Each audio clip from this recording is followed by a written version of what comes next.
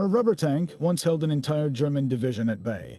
This is the story of the Ghost Army, a top-secret World War II unit that fought not with bullets, but with brilliant lies. By the end, you will understand how a handful of artists and engineers used inflatable tanks and fake radio signals to save thousands of lives. We will uncover how they conjured phantom divisions from thin air, and explore the strange burden of winning a war with a magician's trick. What does it truly mean to outsmart an enemy without firing a single shot? The British had already proven that deception could be a devastating weapon. In the North African desert, a masterful campaign of fake tanks and misleading radio chatter helped General Montgomery win a decisive victory at El Alamein. This success did not go unnoticed. Back in Washington, a small group of planners began to wonder if they could take that idea and build an entire army around it. The goal was not just to mislead the enemy in one battle, but to create a permanent, mobile unit dedicated solely to the art of illusion. Two men became the driving force behind this radical concept. Colonel Billy Harris, a career officer with a sharp strategic mind, saw the immense tactical value. He was joined by Major Ralph Ingersoll, a newspaper editor with a flair for the dramatic and a deep understanding of psychological warfare. Together, they drafted a proposal for a unit unlike any other in military history. Its sole purpose would be to pretend. In January of 1944, their idea became a reality with the activation of the 23rd Headquarters Special Troops at Camp Forest, Tennessee. But this was not a standard military formation. You could not simply draft soldiers for a mission that had never been attempted. The Army needed a very different kind of recruit. They scoured the country for men with specific, unconventional skills. They sought out painters and sculptors from prestigious art schools like the Pratt Institute, men who could make a flat painting look like a three-dimensional tank from the air. They recruited set designers and animators from Hollywood and the Walt Disney Studios, experts in creating believable worlds from plywood and paint. They brought in sound engineers who could record and amplify the roar of tank battalions, and radio operators who could mimic the chaotic chatter of an entire division's communications. They even recruited advertising men and actors, masters of persuasion and performance. Imagine the scene at Camp Forest. Here were hundreds of young men, many of whom had never held a real rifle, suddenly thrown together and told they were now soldiers with a secret mission to fake a war. The initial skepticism was immense, both from within the unit and from traditional officers who saw them as a bizarre sideshow. These artists and engineers had to learn basic soldiering while simultaneously inventing their own, entirely new form of combat. They drilled not just on marching, but on the precise choreography of setting up a fake artillery battery in the middle of the night. Their training manuals were works of fiction they had to write themselves.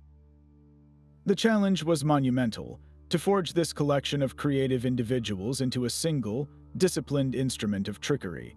Their success or failure would depend on whether they could make the enemy see an army that was not there, and believe in a threat that existed only in their imaginations. Their secret arsenal was built not from steel, but from imagination and canvas.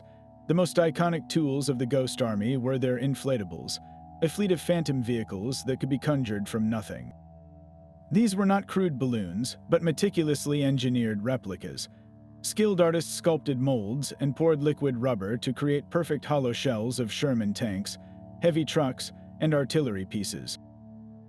A single inflatable tank weighed less than 100 pounds, and a team of 4 men could bring one to life with air compressors in just minutes, but the real magic was in the paint. From the ground, these rubber giants looked like limp, sad sacks. The artists would then climb aboard and, using reference photos, hand-paint every detail, every shadow, every streak of mud and dust, to create a perfect illusion of worn, heavy metal. From the vantage point of a German reconnaissance plane 1,000 feet up, the line between a real armored column and a collection of painted rubber was utterly invisible. Sound became their second powerful weapon. Specially modified half-track vehicles, known as sonic cars, carried 500-pound speakers and turntables containing libraries of sound effects recorded at Army training grounds. Under cover of darkness, operators would position these vehicles and play their tapes at tremendous volume. The night would suddenly fill with the unmistakable, earth-shaking rumble of dozens of tanks moving into position, the clatter of bulldozers building a pontoon bridge, or the shouted orders of an infantry battalion digging in. To a distant German listening post, these audio landscapes were irrefutable evidence of massive troop movements. The sounds had to be perfectly timed and placed, a theatrical performance for an audience that was never seen. The third pillar of their deception was the invisible war of the airwaves, a practice called spoof radio. Their signals intelligence company was filled with operators who had spent months studying the unique sending style, or FIST, of the radio men in real combat divisions. Every telegraph operator has a rhythmic signature as distinct as a fingerprint. The Ghost Army operators learned to mimic these FISTs perfectly. They would move into an area, set up their antennas, and begin transmitting a flood of fake messages. They mimicked the casual chatter, the coded logistics reports, and the frantic traffic of a divisional headquarters coming to life. To any German interceptor, the radio spectrum told a clear story. A new American division was activating right here, its communications buzzing with urgent preparation. This electronic ghost was often the most convincing evidence of all. To sell the illusion completely, they employed 100 smaller tricks. They set up elaborate but empty command posts with maps pinned to walls and coffee cups left on desks. They drove their few real vehicles in looping convoys, past the same crossroads again and again, to simulate endless traffic. They painted fake unit insignia on their jeeps, and their officers wore shoulder patches of the army they were impersonating, knowing that enemy spies watched every road. They even deployed inflatable dummy aircraft at abandoned airfields. Every detail, from the sound in the air to the marking on a helmet, was a carefully placed brushstroke in a grand, living painting designed to fool the enemy's entire intelligence apparatus. The stage was set, but the true test would come under the cold, dangerous skies of occupied Europe. Their first real test was the greatest deception in military history, Operation Fortitude. As the Allies prepared for the D-Day invasion, the entire war effort depended on one question: where would the main force land? The Germans were convinced it would be at Calais, the narrowest point of the English Channel. The Ghost Army was tasked with making that false belief an absolute certainty. From bases in England, they helped build the entirely fictional 1st United States Army Group, or FUSAG. This phantom force was supposedly commanded by the famous and fearsome General George Patton, a leader the Germans respected and feared above all others. The Ghost Army's radio operators filled the airwaves with the traffic of this non-existent army. They mimicked the logistical chatter of building an invasion force, requests for supplies, training reports, and even fake complaints about the weather. Meanwhile, artists constructed entire fields of inflatable tanks and trucks near the English coast opposite Calais. German reconnaissance planes photographed what appeared to be a massive, gathering armada. Every fake transmission, every rubber tank, was a piece of psychological bait. The deception worked perfectly. Even after the real landings began at Normandy on June 6, 1944, Hitler remained convinced the main attack was still coming at Calais. He held back 15 vital divisions for weeks, waiting for Patton's army that would never arrive. This single act of theater, this grand illusion, saved countless Allied lives on the bloody beaches of France. After D-Day, the Ghost Army moved to the continent, where their work became more dangerous and immediate. They were no longer setting a stage from a safe distance, but performing their magic within earshot of the enemy. One of their most critical missions was Operation Bedemberg. In September of 1944, the real 6th Armored Division was racing to capture the vital French city of Metz. To shield them, the Ghost Army was ordered to impersonate the entire 6th Armored, drawing German attention and fire away from the real unit. They drove into a quiet sector near the Luxembourg town of Bedemberg and began their performance. In a single night, they inflated dozens of tanks and trucks. Their sonic cars broadcast the sounds of an armored division rumbling into position. Their radio operators began the complex chatter of a divisional headquarters, establishing its command post. By morning, German artillery observers saw a perfect target, a fresh American armored division sitting in the open. Shells began to fall on the rubber tanks, exactly as planned. The Ghost Army men, hiding in nearby woods, watched their decoys get shredded. knowing each explosion was one that did not hit the real 6th Armored miles away. They held the line for 7 days, a phantom force absorbing real punishment, until the real division secured its objective. Their most desperate performance came during the Battle of the Bulge in December 1944. As German forces smashed through the Allied lines, creating a massive bulge in the front, every available soldier was thrown into the fight. The Ghost Army, with its handful of real rifles, was ordered to hold a 10-mile-wide sector of the front along the Aar River. Their mission was simple and terrifying: use every trick to make the Germans believe a massive force was dug in there, and stop any attempt to cross the river. For 8 agonizing days, in bitter cold and deep snow, these artists and sound engineers became an army. They spread their inflatables along the riverbank. They played the sounds of engineers building fortifications and tanks shifting position. Their few real patrols moved with exaggerated purpose. At night, they built hundreds of campfires to simulate the bivouac of a large regiment. They were utterly exposed. If a single German patrol had crossed the shallow river to investigate, the ruse would have collapsed and they would have been overrun.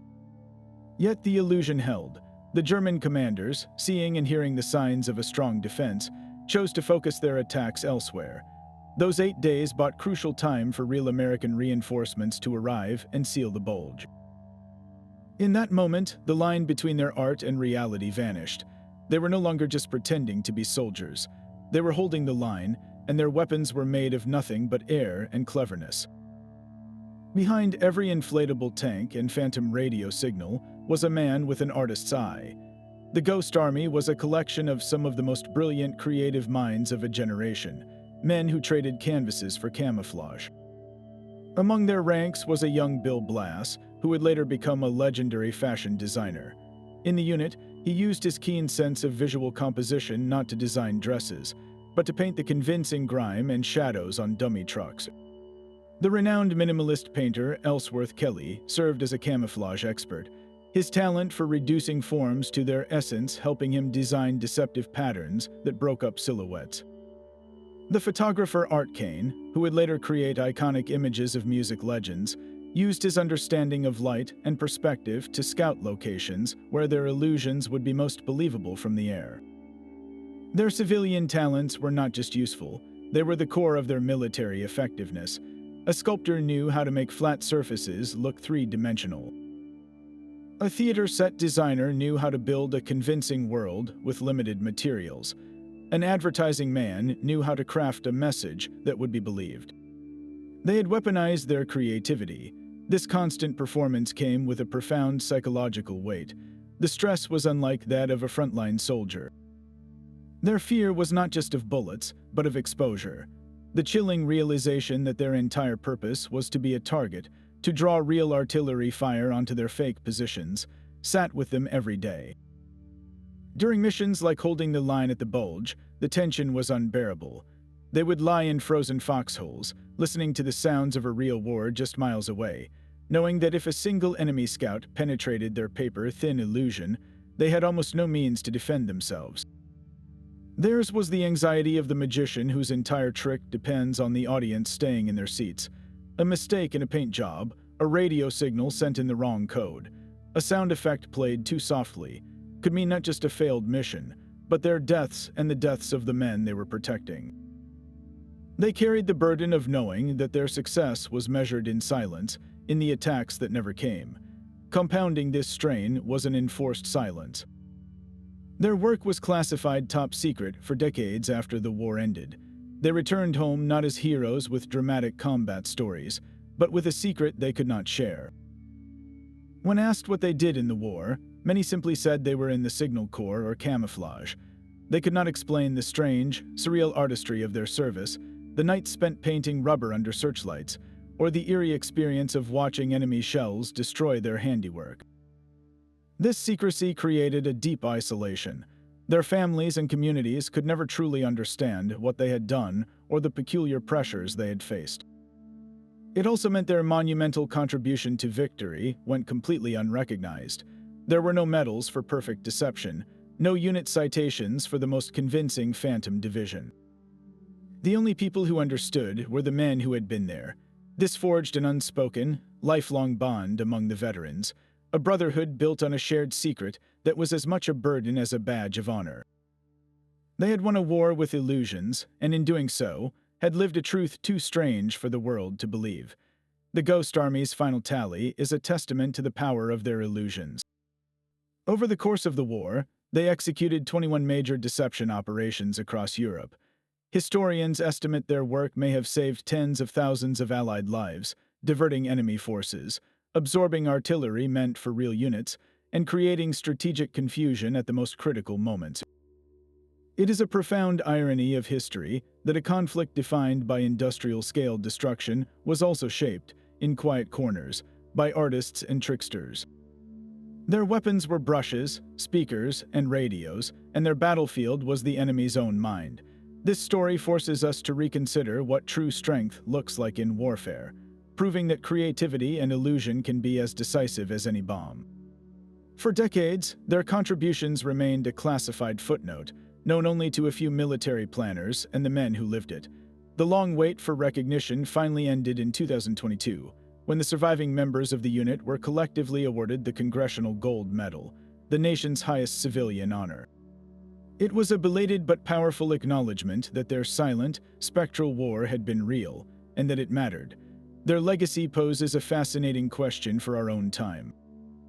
In an age of digital warfare, drone swarms, and deepfake technology, what would a modern ghost army look like? The tools have evolved beyond rubber and radio waves, but the core mission remains the same: to outthink and outmaneuver an adversary through masterful deception. How would today's artists, programmers, and engineers fight a war of perception? We would love to hear your thoughts on what form a 21st-century illusion core might take. Share your ideas in the comments below, and if you were captivated by this story of hidden history, please like this video and subscribe for more journeys into the past's greatest secrets.